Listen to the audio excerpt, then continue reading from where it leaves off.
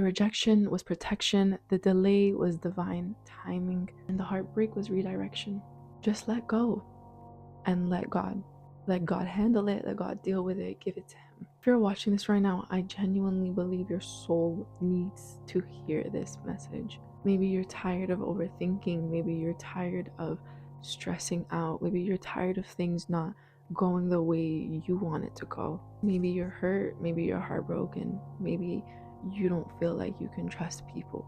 Maybe you're tired of holding on to things that keep leaving you, that are slipping away, that you feel like is going to work and then it just crumbles in front of you. Sometimes the most important thing and valuable thing you can learn to do is to release control. Do not control, do not obsess, do not chase, but learn the arts of letting go and letting God deal with it.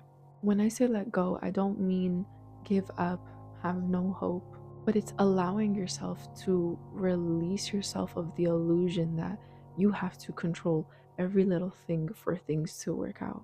In reality, the things that we're overthinking about or that is causing stress in our life are the things that are not in our control anyways. It's not in our role to take care of, but we feel the need for some reason to take care of it.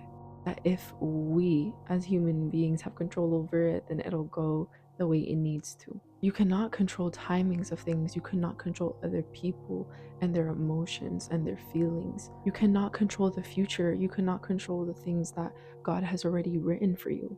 When you constantly try to hold on things that were never meant for you to try to control, that's when life starts to get hard. That's when life starts to feel heavy. Sometimes you're holding on to something that God is trying to remove from your life. You want it to work out. You want it to go the certain way that you see it going and you envision, and if it goes this way, then I'll be so happy.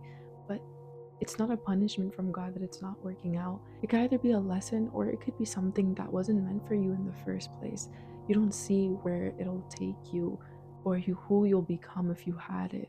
Sometimes you don't realize the thing that you're begging for could be the thing that genuinely breaks you because it's not meant for you, and you don't see what is happening behind closed doors. You don't see what is going to happen in the future. And that's why it's not happening, and that's why it's delayed. And that's why maybe it's falling apart because it was never part of your picture. God sees what you can't. He knows what's behind the door you're begging Him for day in and day out. Letting go is especially hard when it comes to people. Everyone has to go through that in their life, but it definitely builds character development. When you care for someone or you love someone or you see the potential in someone, you're just holding on to those memories and those potentials.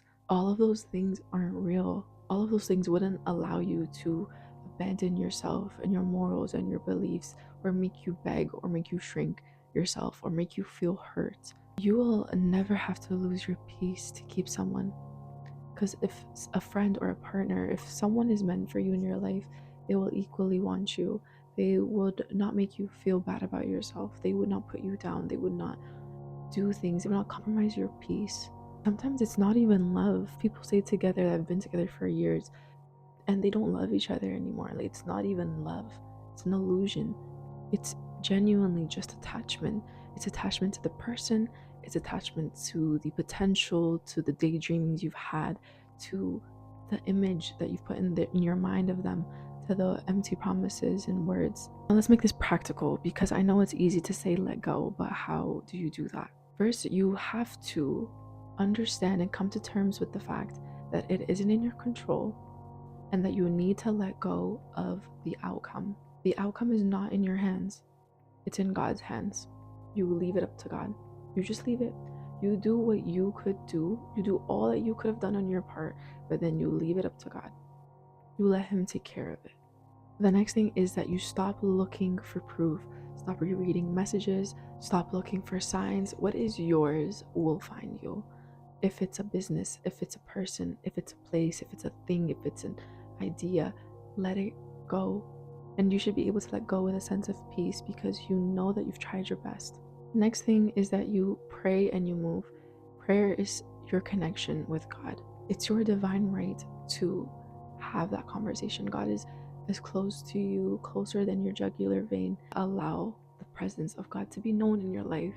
He's there to help you, guide you, protect you, because otherwise you're lost. You were not put on this earth to figure it out all on your own. You're not alone. Ask God to remove what's not good for you and bring what is. I know that prayer for everybody is like the moment you make it, the next day, like 5 people are gone from your life or something stops happening. It's super powerful. It's super strong. It's just what needs to be done. And if you want to move forward in life and you want to be aligned with what is good for you, it requires some tough moments and situations and acceptance. Sometimes God doesn't change the situation, He changes you.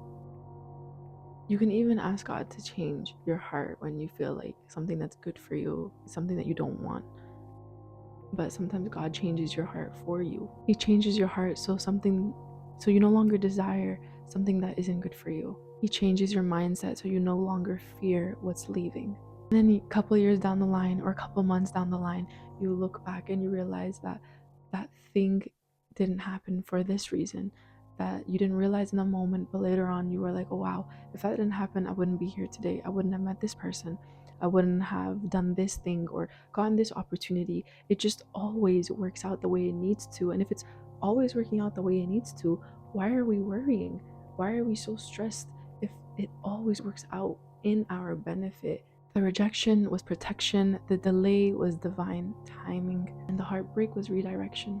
I just wanted to create this quick video for you guys because you never know who needs it, and if you clicked on it, I hope it helped.